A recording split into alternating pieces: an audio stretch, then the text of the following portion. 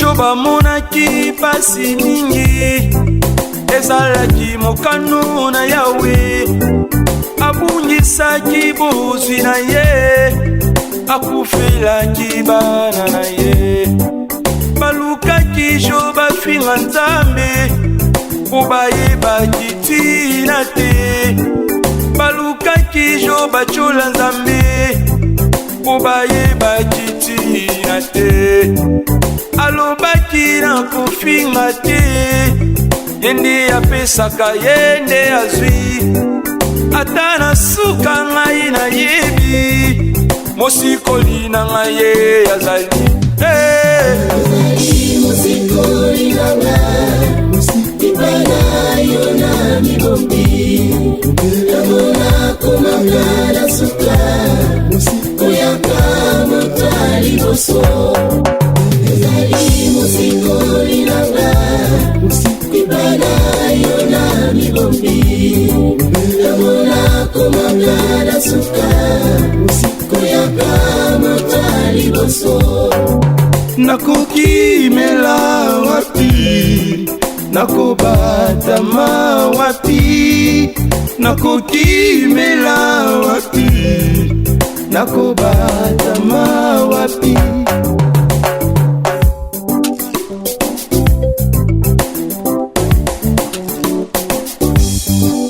anazalaki solo ekomba abundilaki se na Yawe basekaki anamela milangi basekaki anabotaka te batyolaki na mbanda na ye po ayebaki tina te anawumelaki na losambo mosikoli na ye atelemaki ezali mosikoli na ngai ibana yo na mibombi namona komanga na suka koyaka motali boso ezali mosikoli na ngai ibana yo na mibombi namona komanga na suka koyaka motali boso nakoki mela wapi nakobatama wapi nakoki mela wapi nakobatama wapi nakoki mepai na yo Yesu yende libanga na ngai Yawe ata mokili zingeli ngai nakobanga te oyo ozali na ngai haleluya nakoki mela wapi soki na boyi yo Yesu yonde libanga na ngai yonde botali na ngai mokote ayaki epai na ye azongi na pasi na ye na motema natingami na Nzambe oyo mpo nayebi yo ozali mosikoli nanga mosikoli nanga mosikoli nanga Yawe mosikoli nanga yoni ekimelo nanga mosikoli nanga nakoki mela wapi nakobatama wapi ata banguna makolo kwa mbongo ya maine bale molimo na Nzambe akopotisa bango mbango Yesu elikia na ngai bakosa yo tene kunanga babungisa elikia na yo umela kaka na bilaka lokola Brahma zelaki Isaka ata bafingi yo batyoli yo elikia se na Yesu ata butu eumeli suka nango titongo ekutana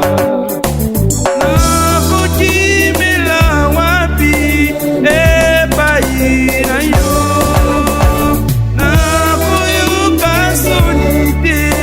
Nzambe yozali nakoki mela wapi